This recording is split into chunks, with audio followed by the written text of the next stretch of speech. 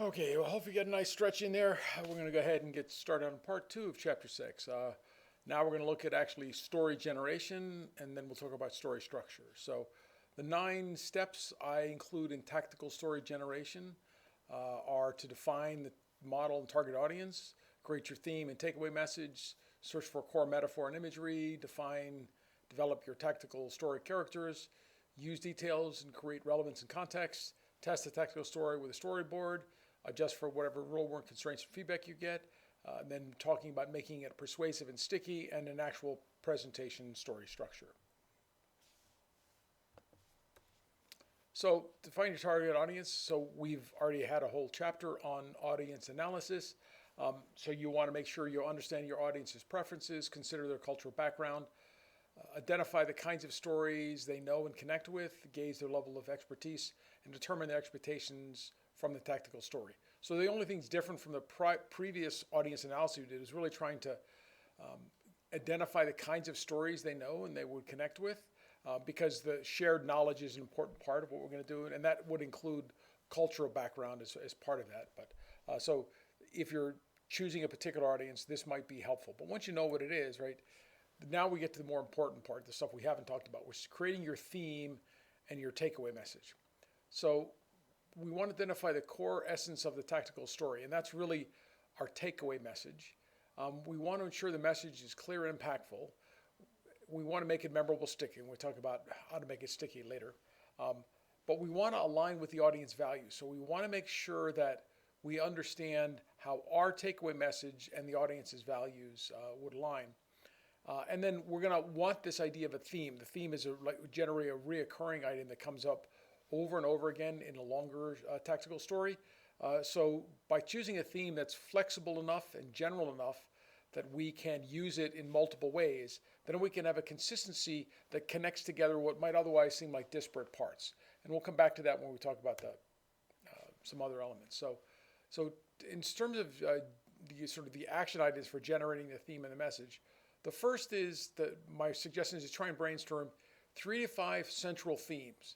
Don't just choose the first fit or take the first thing that comes to mind. Spend some time on this and think about the theme in terms of both how does it relate to what I'm trying to do? What's the takeaway message? But also think about how flexible is this? What else can I do? Try and come up with little snippets in your head where you can reuse the theme in multiple ways. Okay. You're going to test the message with clarity and impact, often just within your team when you're first doing this first brainstorming. So again, a brainstorming structure where you each generate some ideas. So if you have a team of 3 to 5, right, each generate one central theme, and then make sure you discuss all of them, right, and maybe do 2 each, and then choose some down of that. If you have the facility to do that, you would gather some feedback from a focus group, not on the exact message, but on the theme and the rough idea of messaging before you spend lots of time, and then you want to iterate based on the feedback. So when I talk about the theme, right, we're all used to people talking about stories and plots. In my view, plot is the small thing at the very tip of the story. It's what people see, but it's not the story. You can tell the same story with multiple different plot lines. Even if you have all of the same events, you can arrange them in different orders. But also question what you choose to emphasize and how things work through that. The story is the core elements, the characters, the things you're trying to overcome, the difficulties, the elements that happen with that and their details, right? But the theme is deeper. The theme is the overall meaning that you're going for, right? And people can often detect a theme without you ever saying it, without it ever being made explicit. The most powerful themes are ones that people understand and pull out on their own, and they're separate from the story. You can tell the same theme with different stories, and the same story could fit within different themes. So you're really looking at what's sort of the underlying meaning. But theme has a secondary term, which is sort of, and you'll hear about this as a reoccurring theme in various discussions of people's writings, where the same core idea and imagery might be re-emerging to help emphasize an important part of the story. So if we're talking about a story that, for example, has a heavenly theme, and there's things like angels showing up and references to people with a backlight that makes them look like they have a halo. There's this reoccurring theme of potential religionist implications or heaven, whatever. That's a theme that has both visual connotations and possibly a much deeper underlying meaning for where your story is going. And when you can align the visual theme concept with the underlying meaning theme concept, then you have something that's going to be very powerful to connect your story and make it resonate in the mind of your viewers, your readers. So a part of that is once we've designed a couple of themes, and again, we're still at this point, we have multiple themes, each tied to the idea of what we're trying to do with the messaging. But now that we have that, we're going to try and develop core metaphors, analogy, and imagery, right? And to me, these are all relations to two quick elements. The first is they provide a quick context. When people have a metaphor or an analogy, if I say my company is like Facebook, but all imagery instead of text, thinking about something like Instagram, right? People get an instant quick connection for they know what Facebook is, they have some certain properties, and then we say but with something else, then I have an analogy. It could also be something that's a metaphor, either a visual metaphor, as we sort of show on the bottom right, or a textual metaphor. And a metaphor is something that's going to allow us to again, quickly give them a context, but also with both metaphors and analogies, we can often create vivid imagery in their head. We call this figurative language, where when they hear the language, images are in their head. And this is great for making your story in a contextual way because it enhances the relatability to the audience in their context, but the visual imagery just gives them something they can hang on to that's not as vague. Very often, that visual imagery will stick with you long after the exact story is dissipated. It's particularly powerful if we can align the metaphor with the theme. So again, going back to the example I gave, right? If there's heavenly bodies and people backlit and wings and angels, all of those are things that can be metaphorically tied to a theme of heaven or God or wherever you're going with that.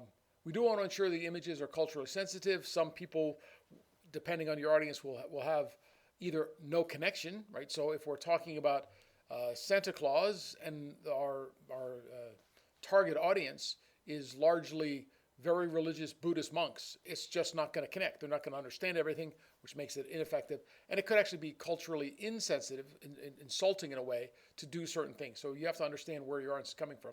So you want to think about those images and not just go for what's the easiest for you to work with. So the action items when we're trying to build this is, well, we want to brainstorm potential metaphors and analogies for each theme. So if we came up with 2 or 3 possible themes, try and generate metaphors and analogies for each. And this is part of what's going to help you decide what's a useful analogy, what's a useful metaphor or theme. And that might change which theme works or which theme doesn't work for you, because if you can't come up with any good metaphors and analogy, maybe it's not the right theme. You want to visualize at least one core image, but probably multiple core images and whatever. And again, if you can find some other figurative language, that would be good. You want to refine based on audience feedback. This feedback is a continuing process, right? If you can always get it. You want to test the metaphors and analogies for story, audience fit, and clarity. And again, this is part of the audience feedback elements you would look at. You want to ensure the images are high quality, even if, and this is worth doing when you're starting out, even if you're going to initially use them in a low quality venue, you might want to make sure you have high quality. It's always easy to take high quality images and downsample them and make them not as good quality so they fit, say, in a simple post. But if you don't have good quality, then when you go to display someplace that would have high quality, people might see it and say, yeah, that's a crappy image. They don't really know what they're doing. That reduces your credibility on your story. So spend some time. If you're going to make images, you can brainstorm them and even get some basic feedback from medium to low quality, but eventually you're going to want high quality. So at this point, you've now done a bunch of things with respect to multiple themes, metaphors, imagery, analogies, and you're going to down select and say, okay, here's what I think of is a good theme metaphor. You might still come back, keep all your data and notes for the others because you might want them, but you probably want to do that in a way that you can come back. But now you're going to choose one and start moving on. And just to give you an example, when we talk about some of these metaphors and imagery and what works and doesn't, right? So here's 2 examples that I think really help give an idea of both a little bit of where a theme might be, but also what's a useful analogy, right? So if we're talking about something, say marketing, right? Within Disney, all of the employees are called cast members, and the analogy there is they're on stage. It doesn't matter if you're sweeping the park, you're on stage, you need to act the part as though you're part of the cast. That's always going to make sense. And it helps them act in character while they're on thing. So the theme, when you're communicating to the employees, if you're Disney, is about how we always act the part. And then, the cast members is a term, an analogy that helps them understand what do we mean when we say we've literally given them a title that makes that part more obvious. But as a different example, more useless one, Subway employees are called sandwich artists. But the employees are tasked to follow very precise instruction making. They're not supposed to get creative. And yet, an analogy of being an artist is about being creative. And so here you have this disconnect between I'm a sandwich artist, but I have to follow the instructions exactly. That actually can be confusing to employees. So when you're thinking about your analogy and what you want to do, when you have your theme, right? Both of these are themes sort of in an artistic fashion, but in one case, the theme and the analogy doesn't make sense because the sandwich artist doesn't have the creativity of being an artist. It's not like they're performing. So, and coming back to what is an analogy, metaphor, because everyone should know this, but just be careful, right? A metaphor is basically saying, this man is a pig, right? That's a direct metaphor. I often prefer analogies to metaphors, and an analogy really explains the idea. This man is a pig because he just makes a mess everywhere he goes. There are many other aspects of being a pig. Does it mean that they're going to slaughter him and turn it into bacon? Well, if a man is a pig, that would be another part of what you could get out of the metaphor. Metaphors can have multiple dimensions, and so an analogy is generally a little bit of metaphorical plus explanation to help expand it. And when I talk about figurative language, there's actually a whole bunch of other things that go on, right? So there's the 5 senses that we would look at, and anything that can connect to any one of those can be figurative language. It doesn't have to be imagery. So it could be a simile. A simile is is a bit like a metaphor, but it's like a metaphor. Use the word like or as. Symbolism, so think like the peace symbol. There's a bunch of symbols that have very instantaneous recognition, and working them in can really make things instantly click for people if they understand the reference of what they're looking at. There's some other types of figurative language that can actually be useful when you're trying to do things, and I don't really think of all of these as exactly figurative, but they fall in this. So things like where's personification, where you make something into a person. There's alliteration, where I choose a phrase that allows things to have a repeated letter, and that repeated letter makes it easier for people to remember. There's onomatopoeia, where things sound like what they are, or hyperbole, where I have a super exaggeration, and by having a bazillion different ideas, I can put them together, and people understand that that's a way of emphasizing stuff. And then another type of figurative language is called idioms, where things don't mean what they say they are. And this can be dangerous, especially in a cultural context. They may make sense to you, but might not make sense to your audience, in which case the lack of translation of the idiom can be a dangerous place to be. But if everyone's on the same cultural context, they can actually be pretty powerful. The other thing that I like to do, which I'll put in the figurative language category, is making use of clever acronyms, which is maybe a kind of structure for figurative language, where like I have named this book Twist, right? And I gave you a visual image of the twisting arrow, right? Twist is an acronym, right? So it helps you remember the elements, but it also then becomes something that is useful itself, because whenever I say twist, you understand what I'm talking about, and we have a bunch of imagery to go with it. But you'll also notice when I named it Twist, I added an extra W, and that I find is very useful, because if I take a standard word and I try and make it have some special meaning, then you can't Google it, you can't trademark it, there's a whole bunch of intellectual property issues you get into. So I like to generally make my acronyms pronounceable, right? So that they're very useful. You can say them out loud and know what they are, and have some sort of imagery that can be useful. Okay, so now that we've had our theme and our metaphor and our analogy, we can start talking about tactical story characters. Now it's interesting because characters are the core of a story, but in our our development process, they're not where we start. Now, you might actually start there because you have them in your head, but I actually believe it's important to wait to formalize your characters, your tactical story characters, until you've actually decided on the theme and the metaphor and the imagery, because that might change what characters you want to do and how they're going to be. So once you're going to choose them, right, you're going to creating a persona for your story. So this is now a persona that is well aligned with the key metaphor theory that you're going to have in your thing and the message you want to get across. And ideally, depending on where your story is, but you want to have this character relate to and really drive the takeaway message.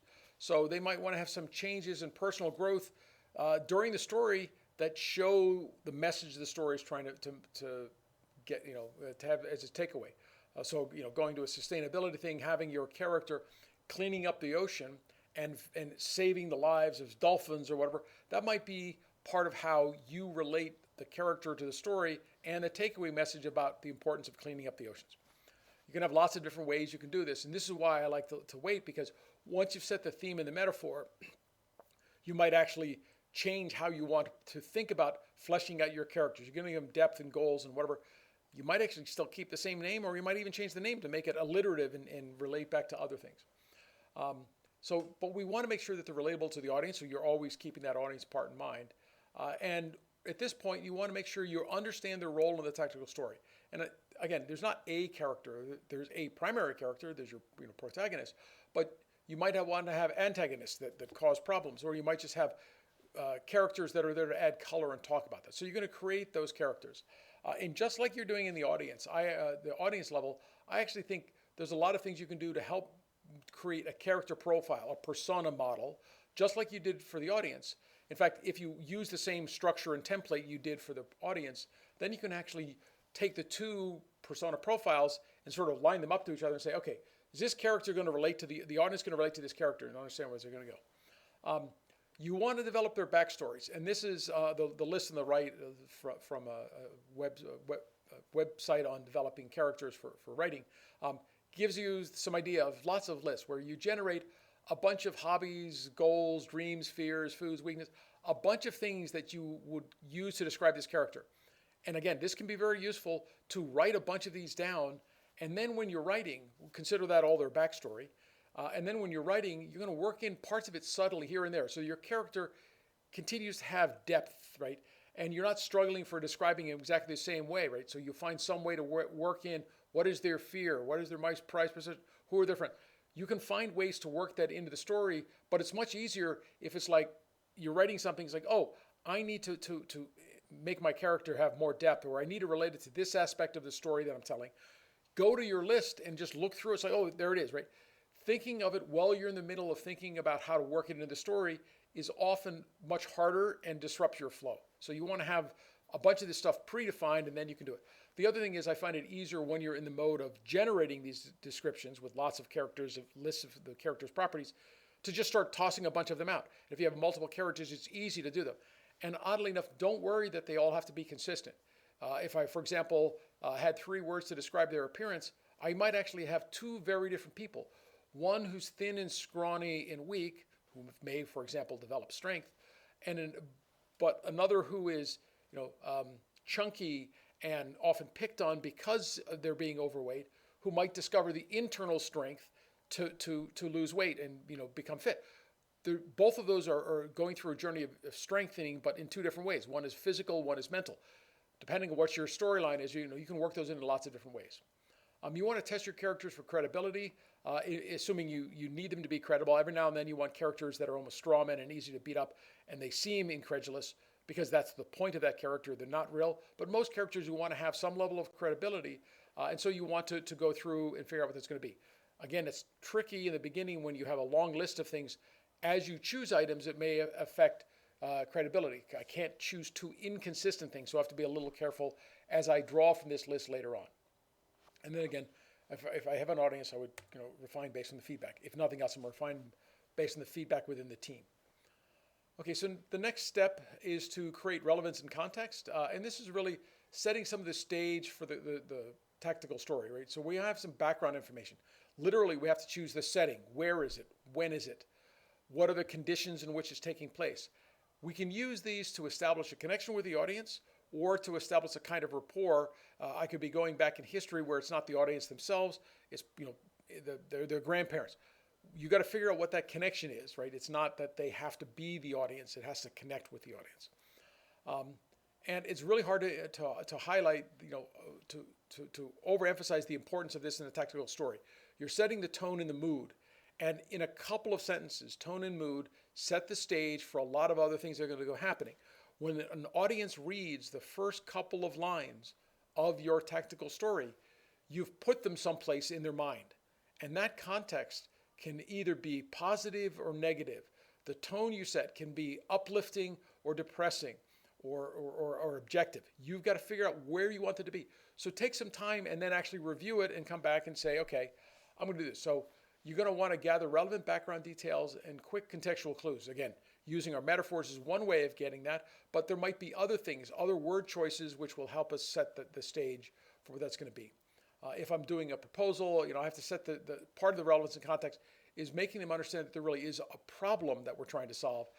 And if you're writing from a point of view where you don't have a lot of credibility because you're not a world's expert on what's going on, then part of that relevant background is about the research you did, finding references and figuring out how you're going to work those references in. So if you've already done some background research, you now have a bunch of things you can work together. Weave them back into the context of your story. You don't want to necessarily just state them all as factual statements. It was 2021 and we were dealing with the difficulties of COVID as we're trying to be students and understand. That might be the way to do it, but it might be that you do it much more subtly. You start with the struggle you were facing and then you work in the COVID or the times after that. There's many dimensions in which you can do that. So as you consider how to weave it, think about the relevance, the context, but also the mood and tone that sense. You want to ensure the relatability and consistency with the theme and takeaway. So one of the things I recommend when you do this is as you're thinking about what you want for relevance and context, you're actually going to make a statement, not in the writing you're going to do, because we haven't actually done a lot of writing yet. You're going to make a statement about what you expect it to be so that later on you can go back and say, okay, I'm checking, is this consistent with what I want with the theme and the takeaway message, and I'm consistently bringing it up in this way. And then again, if you have the opportunity, you test for audience feedback and for audience connection and refine based on feedback. So again, deeper connection with the audience is something you're always trying to do. So the next element, which is actually, and maybe I could have put this one a little bit earlier, but I think you want to have a good understanding of the context you want to use, but then you want to build a storyboard. And a storyboard to me is graphics and simple text. If you think about cartoons, comic books, right? You're building a very simple version of this. And all of the major studios, everyone who's doing very high-end storytelling, storyboarding is a critical part of this. You want to go back out with your storyboard. You want to check that you understand what's going on. You want to ensure that you have a clear idea what is the opening, the middle, and the end of your story. You want to check for the 8 essential elements. If your storyboard doesn't capture any of those 8, then you need to go back and think about how do I want that in my story, and then make sure it's captured within your storyboard. You're going to want a storyboard that sort of calls for an action and climax because we're doing tactical things. We want that call for an action to be in there someplace. And we'll come back to a little bit more structure in a bit. But at the same time, we want to maintain coherent flow and avoid side trips. Some stories have these natural side tips where somebody will just have an aside and all of a sudden you'll be off jumping back 20 years in their head, doing something. Those have to be part of the coherent flow that's essential to where their story is going. If they have these side trips and they don't mean anything, people get annoyed. So you want to think about that flow and avoid side trips for most tactical storytelling. For creative storytelling and fiction, that can make things interesting, but the question is, what is it doing? Now, if that side trip is important for what you're trying to get in terms of your theme and your metaphor or whatever, it may work. So I'm not saying never to have them, but if you can maintain a coherent flow, you generally have a happier reader. You want to identify some places for repetition to reinforce key ideas. So sometimes in your storyboard, you're going to want to say, this is where I come back to the same thing I had before. And you can think of it as a side trip, but reinforcing a key idea that you've already covered isn't really a side trip. It's a repetition step, and that actually helps people remember stuff better. And then again, if possible, test with the audience, but at least test with the team. And this is, again, another place where your team comes in, but this is really the first time that for many of my things, I would want to go talk with somebody else because I can show them something. Trying to have a lot of words that they could read through is both slow and hard for them to process and often difficult. And then if I have to rewrite, it's a lot of work. If I have relatively simple graphics, we're not talking high end yet. This is not the good quality imagery like we talked about when we're talking about imagery to go with your metaphor. This is simple graphics to tell the story and see how it goes. And then we adjust this for real world constraints based on the storyboard. We're going to keep adjusting the story, and then eventually we're going to start writing. We'll get to that in just a second. We're going to make the story narrative believable and credible with references as needed. So this is where you might go say, gee, I want to say this, but I have to go find a reference because you might not already have it. As you developed your storyline in your storyboard, you might have wanted to say something particular because that worked with what you wanted, and then you might go find some references to back it up. So again, just like the loops was a cycle, there's a little bit of cycling going on here. We want to align with the audience's real world views. And importantly, if you feel you want to change their view, it's important that you come up with a storyline and make sure your story captures this, where you start where they are now and then show the change. This is a classic example where the character starts pretty much where the audience is and eventually grows as things happen so that they reach the objective you want to have in your takeaway message. And if you can get to that point, then you can change the audience. Audiences don't respond well to being told what they should do. They don't generally respond well to being made feel bad because they're evil or they're destroying the planet. That might be a natural way you want to explain things to people depending on your personality type. But most people change because they see a path forward from where they are to where they have some feeling they want to be. And you've got to build up that feeling of they want to be there. As you go through this, you might address potential challenges and how they might overcome, especially for proposals. There are things you don't know how to do yet. If I'm writing a science paper, there are things that the audience doesn't know how to do yet. So we got to think about what are those challenges, how are they going to be overcome, and again, coming back to two of the important elements, we have to explain why these changes will work and what will happen. And then at the end, we want to highlight the practical application for a wider audience, for wider impact. So even though we might be working something very narrow, we'll often want to make it seem bigger. So the sort of recap of the process, we're going to create a theme and a takeaway message. We're going to search for core metaphor and imagery that's going to work for us. We're going to define and develop our story characters. We're going to build story elements around the character and metaphor. There might be sub-elements and sub-stories that we combine to put together. We're going to build a storyboard and adjust for the audience and the media we're going to be using. And then we're going to review with the team, refine, and iterate. So even though I went through these 9 things in order, right, there clearly is a looping cycle there that could even jump back and do more audience analysis because there is actually audience analysis built into lots of these stages. Could be going back and doing even more research. It might even go back and make you rethink your objectives, which you started with. The takeaway message is about the objectives. But sometimes that objective might not be, in a smart sense, achievable. As you try and tell the story, if you can't find a way to make that story work with that objective, then sometimes the right way is to change the objective. So one of the things that students sometimes get confused about is the difference between the goal and the theme. We already talked about the goal and the motive. So the goal is for the character, right? It's identifiable, tangible, maybe intangible in terms of intellectual, but it should be something that the audience can see what's happening during the storytelling. And it effectively defines the story's ending, or at least the climax. And it creates purpose and meaning for the story, for the characters in the story. It's the motivation, why is the character doing stuff? So that's the character's goal. The theme is for the reader. And really, in my view, it relates to the human condition. What do we want to have happen? What we as writers want the reader to ponder, to think about, to act on. And it lets the readers interpret the characters and events in a different way. And very often the character is not even aware of the theme, right? It's something we're imposing on them so that we understand what's the takeaway message. So the theme is the core of your message, right? And tying the theme to your message.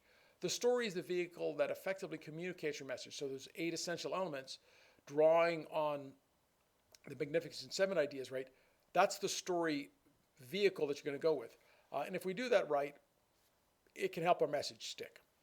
So that gets us through a little bit of the story, but there's one other part we haven't talked about that's really important, which is what is the story structure, right? And why are we telling these stories and how we do it? So there's a classic story structure. We'll talk about some of those, right? But if you're going to look at this, right, it comes back to ancient concepts, right? Aristotle concept had that we're going to try and use your stories to persuade. You have to appeal to emotion, reason, and personal credibility. And even if you intended to simply inform the audience about something, you still have to persuade them to pay attention. So, in a sense, persuasion is the point of tactical writing. Okay? And now we have to ask ourselves, what does it take to persuade, right? The art of persuasion is about getting your way. And if your story's not calling your reader to action, if you're not persuading them, what are you doing, right? What are your actions in a paper, a proposal, speech, marketing? What are we trying to do? Each of those has a very distinct and different call to action. Again, the call to action is related to our objective. It's sometimes not exactly our objective, but it's very related to what it is. And we want to figure out, what does it mean for us to persuade them? What is it going to take for us to persuade them to figure out where we want them to be? And again, there's a whole whole books on writing for persuasion, and many people have addressed this issue. But within tactical writing, we're persuading for a particular point, and not all tactical writing is the same persuasion. So we have to think about where that's going to go. But there's some things that are very true in general that we can cover. So we have 5 items we're going to look at. So the first is to have an action-oriented style with energy, right? Think about everything you say in terms of its impact, not its information. You probably don't want to be as boring as this lecture has been, right? I got a lot of information here, but I want it to have an impact. Your action-oriented style has to get your audience to think about action. You don't want to have another set of details. Don't tell me 50,000 features that I don't know what to do with, right? It's important that you actually motivate them and stop being boring. As part of that, if I think about the energy level, there have actually been formal studies that look how sticky is your story, how much do people remember of it, goes down as the stories become longer. There's actually a little uptick. It's got to be long enough. If you have 3 words, it's not very sticky, but 10 words might be. So in general, it goes down with the word count, but goes up as I increase the amount of energy, the passion that I would put into things. So that's a very important part of what we want to get. We want to have a lot of energy and less words, and then generally makes the story a little bit more sticky. The second thing is you have to be very clear about what's in it for them. Readers are not reading for you. They're reading for them. So you've got to answer what's in it for them. Maybe even you want to prepare to prove what's in it for them. And as you go through that, you can then make sure your story is aligned, right? So a lot of things we talked about in terms of what you want to do keeps coming back to where's the audience? How's it related to them? As you're building your takeaway message, as you're building your theme, you want to, again, relate the theme so you can understand what's in it for them. You may never say out loud what's in it for them, or you might, but you must be thinking what's in it for them. So the one way of think about that is it's very important to focus on the benefits of what you're doing, what you're offering, than the features, right? If as a reader, I don't see a benefit, why would I care about the details, right? So this is, again, there's other styles, but in my view, you've got to show them the benefits. You show the reader you're thinking about them, not you. Don't tell them, I want to sell this. Tell them, here's why they need this. This is the benefit it offers them. Think about everything you write in terms of impact, not its information. The features need to be explained to make the benefits credible. So we'll eventually want some of those features. But my view is you should actually do a benefit sandwich where you have benefits, features, and then benefits again, right? But the last set of benefits is a call to action. And so you want to do that in such a way that it's like, okay, if you really want to have this benefit, right? Let's say we're talking about a marketing and some weight loss program. If you really want to lose weight, then call us now, right? You've talked about the benefit, right? The features that the system used to help you lose weight, you talked about those, but you start with getting healthy, those other things, and you work them in. Then you work into the features, and then you come back to the benefits. And you've actually seen this a gazillion times because everyone who does marketing has gone through lots of this kind of training. Okay, so the next thing that I think is important for tactical writing with persuasion is to make sure that you have lots of structure and scannable elements. 79% of the people don't read, they scan. Actually, I don't know where that number came from. It came from one of the things I read, but it had no reference. But it's a good number. It sounds nice. People like statistics. Some people do. But you got to read, right? You've got to hook them with headlines, bullets, bold, and italics. You have to expect people expect things to be in their place, order, section, and the key first sentence of a paragraph. You can't hide the important part of a paragraph in the middle. It's got to be the first sentence, the last sentence, or maybe both. So you've got to hook them with both structure and putting things where they're supposed to be. Images that convey value and more forcibly than text, charts could. We'll get to that in a second. And then captions. This one actually really had real data. Captions in any written document are read by 50% more of the readers than the body of the text. And very often, if there's not too many figures, they'll have a 100% recall rate of what the figures were, but they won't remember all of the bodies of the text. And this is important, and I push my students on the science side. People often want to have a very simple caption that says, here is something, right, which I can tell by looking at the figure, so the caption told me nothing. Tell me what's important about it. What's the benefit of this figure? Why do I care? So if I think about structural stuff, right, it's actually quite common to think about this as sort of the opening, the setup, the body, and the climax, right? And then I have subheadings, headings and subheadings within the sections, and we can actually do this recursively. So I have chapters and then sections. Within sections, I have subsections, and of course, you've seen all this in the book, right? This is very standard, what's going to go on. So we have the headline, the lead, which is the thing that pulls them in to go see more details. Some proof where we have a lot of detail. At the end, we might have summary as bullets that summarize, and then a call to action. Classic ways of doing this. And that ties into this idea of building emotion and memory. So emotions are like the neon signs that tell your brain, remember this. When you feel an emotion, it often triggers memories that were associated with it. And if I have emotions, especially those that are inclined to make the action I want to have happen, we want to build those up so that when people reach the call for action, they're already in the state of mind to say yes. And there's a bunch of techniques that can go into this. But one of them is we want to start with this hook, something to get them interested. And so we're going to take this story, and then we're going to hook them in. And as we build up the story over time, it's supposed to end with a call for action. And that graphic didn't work out right, but it's supposed to be stretched out. But we build up for a heading, a lead, at the very end, we have a call to action. Do something, like our Facebook post, buy our product or whatever, right? And you can use graphics to help if they work out right. This one didn't, right? But with the right graphics, you can make things a lot better. Okay, and then the last thing is, and we'll talk about this again later in the book, are sticky stories. So when you're telling about persuasion, you really have two potentials. One is I'm going to persuade them, I'm going to do it right now. But very few people do it right now. They're going to often have a delayed reaction to the decision-making process, in which case it's really important that your story sticks with them. And we call that stickiness. And the idea is when they think about it later, the story sticks with them. They get the idea of what's supposed to happen. And this is based on ideas from Chip Heath and Dan Heath, right? In their book Made to Stick, which is about marketing. And when we get to the marketing chapter, we'll do a little bit. But the basic idea is that there are certain elements that they found that really help stories stick. And so it's all about success. So simple, unexpected, concrete, credible, emotional stories stick. If we want to plan for success, that's our acronym. Right? So this coming back to this idea of an acronym, something you can see and make it work. And these are the important things. The story's got to be simple. We got to make it so that you understand exactly what's going to happen very quickly. But we want there to be a surprise. We want there to be something unexpected. Because if everything goes exactly as we expect, then we don't have anything we need to remember because it was all expected. The brain tends to learn when there's something unexpected happen. It's got to be concrete. It's got to be something that they can understand. Even if it's intellectual, it's got to be clear what that is in terms of making it concrete. You have to be credible as you do it. If you're not credible, then the whole thing just falls apart because who cares what they say? I'm always amazed. I watch many TV commercials where they say something that just destroys their credibility and it doesn't connect to. It's either not concrete or not credible. It's like, why would people, believe this, right? So, here's a guy who's getting a tattoo and talking about how important it is to have smart water. It's like, how are those connected? Why is he a credible source about what's good water, right? There's just nothing there. You want something that's emotional. This can be difficult in science, but is still an emotional connection, really makes your story stick.